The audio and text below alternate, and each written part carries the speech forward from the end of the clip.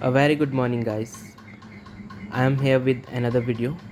So let's start with some MCQs of physics. So first question is, which phenomena is responsible for the twinkling of stars? So option A is reflection of light, B is diffraction of light, C is dispersion of light and D none of these. तो बोलते हैं कि जो stars twinkle करते हैं उसके लिए कौन सा फिनोमेना रिस्पॉन्सिबल है. So here option B is the right answer. तो जो रिफ्रैक्शन ऑफ लाइट होता है उसकी वजह से हमारे जो है स्टार्स ट्विंकल करते हुए लगते हैं हमें. Next question is which force is applicable for extracting cream from milk. तो बोलते हैं कि जो मिल्क से हम क्रीम निकालते हैं उसको निकालने के लिए कौन सी फोर्स लगती है. तो ऑप्शन ए है फ्रिक्शनल फोर्स, बी है सेंट्रीपिटल फोर्स, सी है सेंट्रीफ्यूगल फोर्स और डी है नन ऑफ दिस. तो जो हम मिल्क से क्रीम निकालते हैं तो उसके लिए सेंट्रीफ्यूगल फोर्स जो रिस्पॉन्सिबल होती है, ये जो आउटवर्ड लगती है. तो जैसे मिल्क से जो वो हैवी पार्टिकल्स होंगे वो आउटवर्ड मूव करेंगे तो हमारी जो क्रीम है वो इकट्ठी हो जाएगी. तो सेंट्रीफ्यूगल फोर्स जो है वो रिस्पॉन्सिबल होती है इसके लिए. So next question is the area under velocity time graph represents. तो जो एरिया होता है वेलोसिटी टाइम ग्राफ के अंडर वो क्या रिप्रेजेंट करता है. तो ऑप्शन ए है वेलोसिटी, बी है डिस्प्लेसमेंट, सी है एक्सेलरेशन और डी है स्पीड. तो जो एरिया होता है वेलोसिटी टाइम ग्राफ के अंदर वो डिस्प्लेसमेंट को रिप्रेजेंट करता है.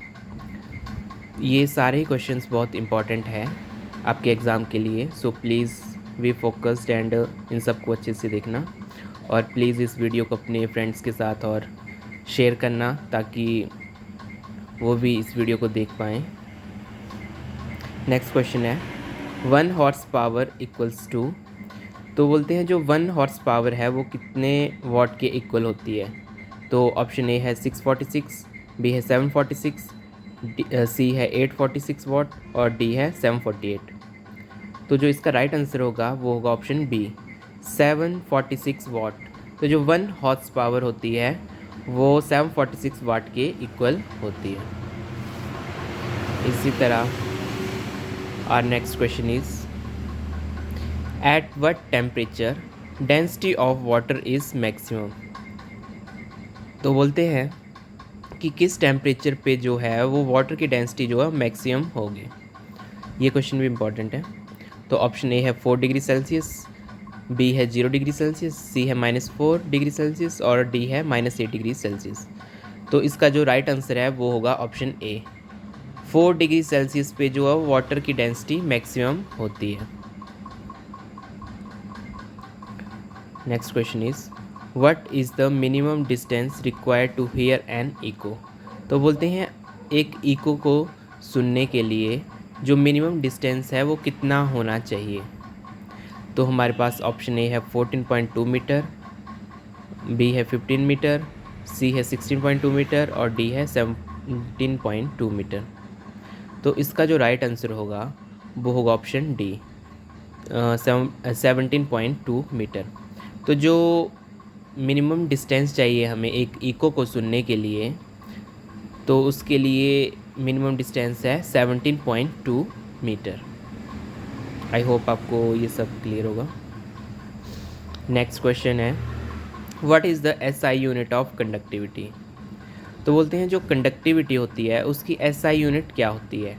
तो ऑप्शन ए है ओहम मीटर, बी है साइमन्स पर मीटर, सी है ओहम पर मीटर और डी है साइमन. तो जो कंडक्टिविटी होती है हमारी उसकी जो एसआई यूनिट होती है वो होती है siemens per meter. So our last question is energy of sun is produced by. बोलते हैं जो सन पे एनर्जी प्रोड्यूस होती है वो किस की वजह से होती है.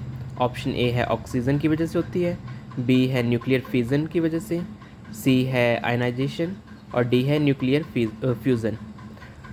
तो आपने बताना है कि इसमें से करेक्ट कौन सा है.